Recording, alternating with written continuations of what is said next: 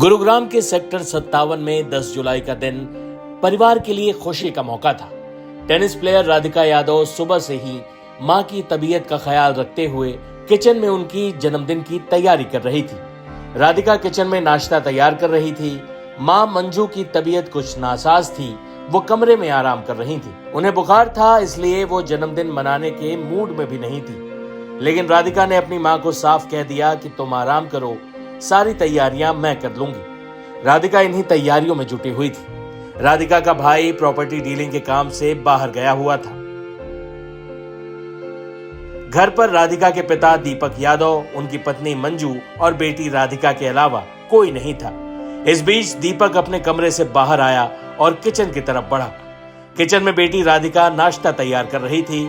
अचानक राधिका की तरफ रिवॉल्वर तानकर दीपक ने एक के बाद एक 5 गोलियों से राधिका को भून दिया, जिसमें से 3 गोलियां राधिका के शरीर को चीरती हुई निकल गई।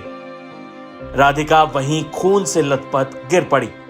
गोलियों की आवाज सुनकर मां मंजू भागी भागी किचन की तरफ पहुंची, लेकिन वहां उन्होंने जो मंजर देखा उसे देख उनके होश फाख्ता हो गए।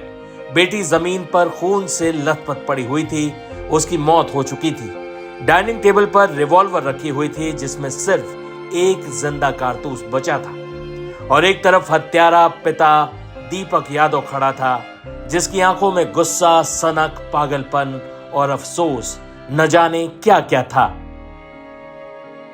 वही राधिका के पड़ोसियों को यकीन ही नहीं हो रहा कि इतनी होनहार बेटी, जो पिता की भी लाडली थी, इस तरह पिता के गुस्से का शिकार होकर मारी जाएगी। ग्राउंड जीरो से टाइम्स नाउ नव भारत के संवाददाता की ग्राउंड रिपोर्ट के साथ आपको छोड़े जाते हैं।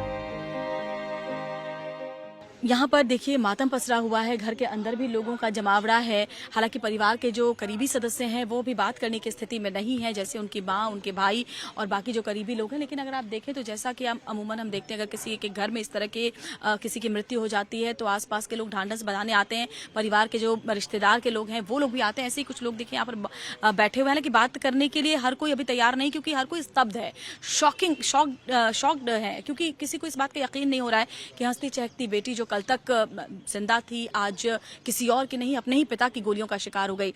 हरियाणा, आप उनके रिश्तेदार हैं? सर, भाई हैं, दीपक के भाई हैं, तो जिनके ऊपर मर्डर का आरोप है। राधिका के पिता दीपक, उनके ये भाई हैं। ये हरियाणा की अगर बात करें तो स्पोर्ट्स के मामले में तो बेटियों को आगे बढ़ाने के लिए हरियाणा जाना जाता है। हरियाणा की बेटियों ने तो स्पोर्ट्स में पूरे विश्व में देश का नाम रोशन किया है। फिर एक बेटी स्पोर्ट्स खेलने की वजह से अपने पिता की गोलियों की शिकार हो जाए, ये बात लोगों को पच नहीं रही है। सर, तो ये जो हुआ उसके पीछे की क्या वजह आपको समझ में आती है? क्या दीपक ऐसे बहुत अग्रेसिव थे, बहुत गुस्से में आ जाते थे? किस तरह का स्वभाव था? ऐसा कुछ नहीं था।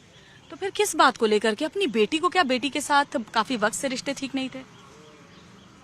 देखिए लोग ज़्यादा बात नहीं कर रहे हैं, बताना नहीं चाहते, क्योंकि ऐसा लगता है यहाँ पहुँच करके कि बहुत सी ऐसी बातें हैं जो कि निकल कर खुलकर सामने नहीं आ पा रही हैं। क्योंकि एक बेटी की अगर बात की जाए तो बेटी सबसे ज़्यादा महफूज अपने पिता के पास ही करती है। उसके अलावा किसके पास सबसे ज़्यादा सुरक्षित महसूस कर सकती है? और उसी पिता की गोलियों का अगर वो बेटी शिकार हो जाए तो फिर बहुत सारे सवाल उठने लाजमी है कि आखिर क्या वो स्थिति बनी होगी जिसमें एक पिता ने अपनी बेटी को गोली मारी होगी। सर, कुछ तो आप हैं कौन उनके, मतलब रिश्तेदार हैं? भाई। आप भी भाई? आप भी गांव से आए? आप फिर यहाँ रहते हैं?